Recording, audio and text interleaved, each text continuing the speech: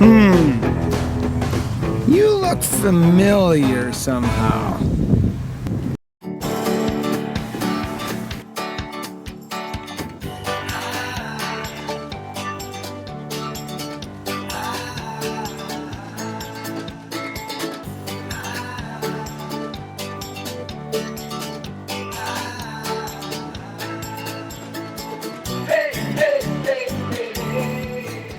Hey everyone, welcome to Burke Bunch Moments. Today it's the inside story on Cricket's huge life misadventure. Recently we went canoe camping and we spent a couple of days there, so we couldn't take the dogs with us on this trip. So we dropped them off at a dog sitter in a neighborhood that they are never been to before, not used to. So a few hours after being there, Cricket decided, I don't want to be here anymore, I want to go home. Booted out the door, ran down the street, and she was gone. They could not find her. They looked everywhere, they couldn't see her. They walked 4 hours later over to this park called Grasshopper Hill Park, and they see her, just sniffing around in the park. They have our other dog Baxter with them.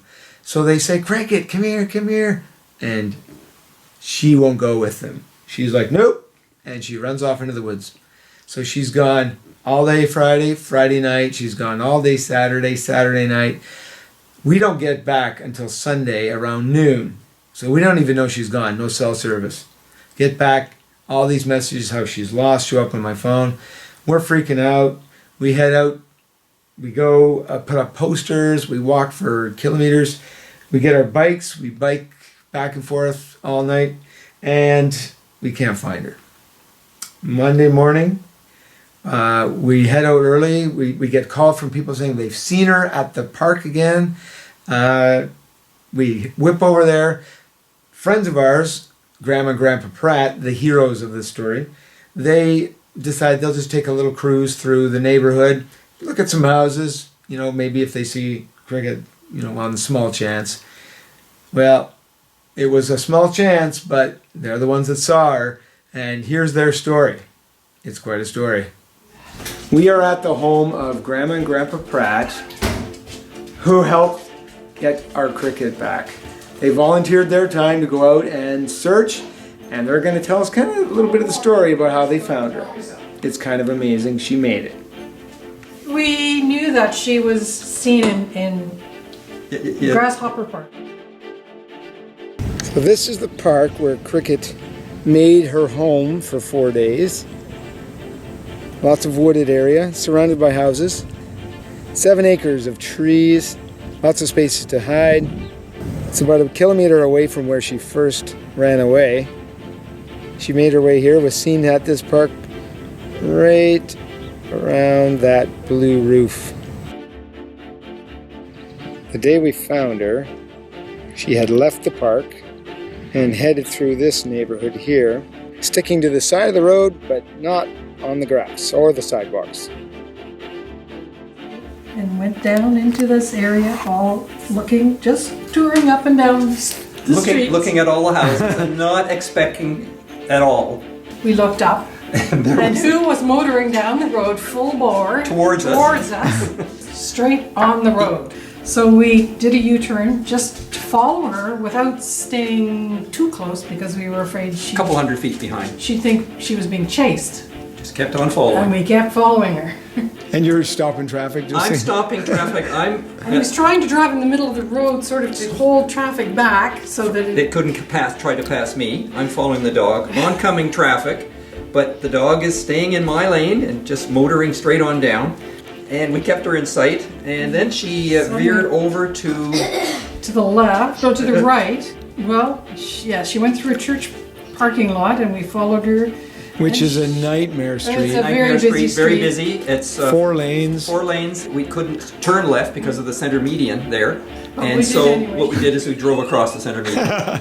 Oh boy. And then she veered into the old Canadian Tire area, and In behind, and we couldn't follow her in the SUV at that time. So I grabbed the bike out of the trunk and followed her down through a sort of a gravel pathway and then onto a road and straight on down. And I was a couple hundred feet behind her. No traffic except one car coming from my right. And I thought she was going to make it. She went right in front of this car, but then I heard a thump as the car hit her. So I think it just sort of hit the back end of her. Because when the car then passed out of view, I expected to see the dog lying there, but it wasn't. Cricket was maybe another 100 feet gone, and at double the speed. She was really motoring then. And so then she went down past the hotel into a sort of a bushy area. Luckily, all fenced in. Luckily fenced in. So I got up on a hill and I tried to call Warren to be able to contact you because I didn't have your number. But my hand was shaking, so from the exertion of all the riding and everything, I stood up there, and with my cell phone, I couldn't dial it. I couldn't get Google Maps, or I couldn't get anything. And Warren kept saying, "Where are you?" I said, "I don't know where I am. I'm just here in a panic, and I don't know what to do." He told me it was all stress tech support. Oh yeah, and he says, "Dad, okay, just keep talking to me. Now get Google Maps up there and you can find it where you are." So I eventually was able to blow it up. And meanwhile, figure out I'm where it getting a was. call from Warren saying she got hit by a car, and I'm like, Yeah. "Where?" Yeah. And he's like, "I don't know." And my dad doesn't know where it is. Nobody knows. Nobody knows.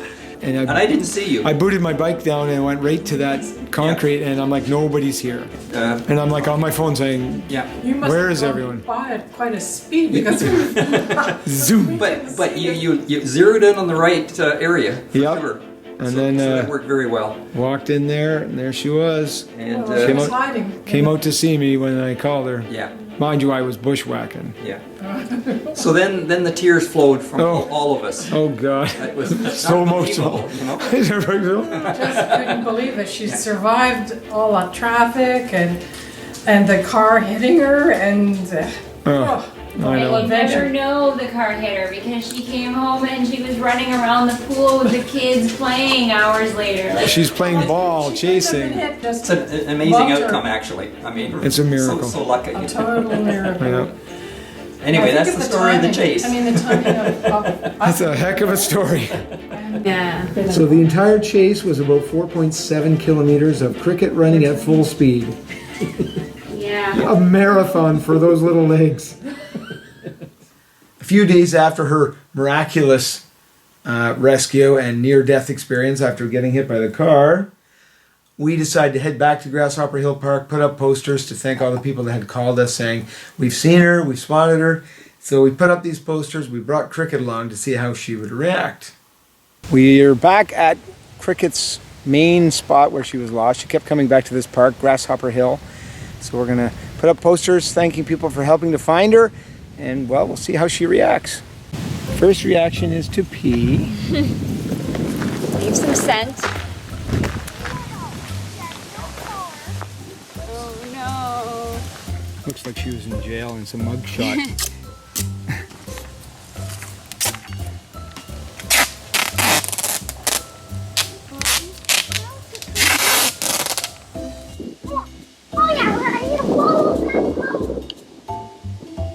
Well, she doesn't seem to be disturbed by this spot.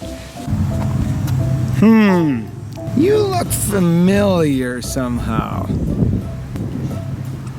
What's your take on being back at Grasshopper Hill? Cricky? Like, oh my. He's definitely parking. She actually might have slept in there. This is the forest where Cricket probably spent her nights, we're guessing. She kept being seen around here, so this is probably where. Maybe she slept right here. Was this your, was this your bed, Cricket? Was this the spot you spent the night?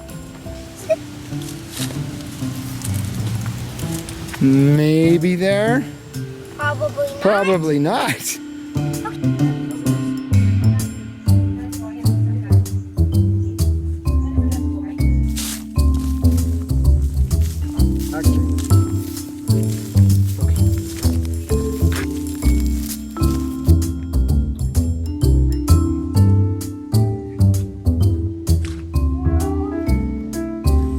It's possible Cricket spent the night in one of these backyards, maybe even on somebody's deck. Are you gonna come? You gonna come? Okay. Let's go. You don't have to stay here anymore. I think Cricket stayed here more than enough. She doesn't have to stay. What do you think, Logan? So that is where Cricket spent at least one, maybe all of her nights. Kind of a dramatic story. Cricket got a letter from her friend Kat from Grandma and Grandpa's house. I think it has to do with her being lost. Do you want to open your letter? Do you like your letter, Cricket? Oh, look! It says thank you. This pant is just for Cricket. Hi, Cricket. I'm so glad you are home. Oh, this is the Kenora cat, by the way. I am way older than you, so heed this advice. No more darting out. Stay where you are, and all will be well. Remember, always, the humans always return. And there you have the dramatic rescue, the traumatic experience, getting hit by the car, everything. All in the previous two videos, so make sure you check those links. And you can see the whole story about the Cricket misadventure. She obviously lives for the moment because she did not react going back to the park. Doesn't seem to care, chasing squirrels, having a good old time. But now she's back. If she were a cat, she's used up 8 lives, and she's on her last one. So don't get lost again. Understand? Anyway, there you go. Hope you enjoyed the behind-the-scenes story of mystery, adventure, intrigue, and near disaster. So, if you do, make sure you click that subscribe button at the bottom. Stay tuned for more amazing, hilarious, fun, and scary Burke Bunch moments. All right, we'll see you guys next time. Thanks for watching. Special thanks to all of you. Love having you guys being part of our lives.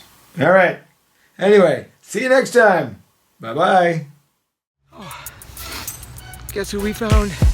She got hit by a car. She's okay. Walk up behind someone. Pretend to sneeze. Hey! Oh, sorry, Liam. I had a bad sneeze.